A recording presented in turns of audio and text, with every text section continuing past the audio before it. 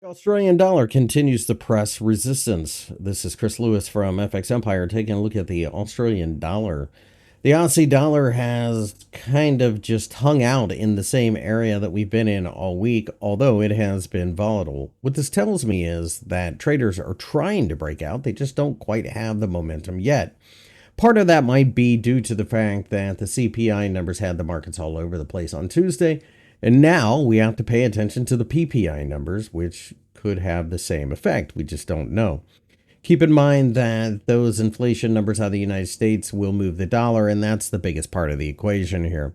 The Australian dollar itself is highly levered to commodity markets and, of course, global growth, and therefore you need to pay attention to what's going on around the world. The Australian economy itself, almost like an afterthought, because basically what people pay attention to is whether or not the Chinese are doing well, whether or not people are trading commodities in huge quantities, and of course, whether or not demand is going to pick up.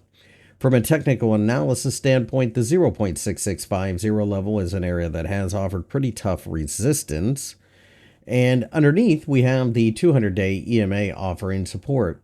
From a longer term perspective, at least at this point in time, there is massive support down at 0.6450, which is the bottom of a consolidation block that I have marked on the chart. Whether or not that actually gets tested again remains to be seen, but we are very choppy and very volatile, so therefore you do have to be cautious.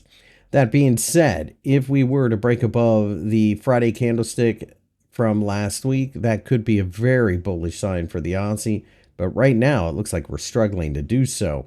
If you like the video, give me a thumbs up and subscribe.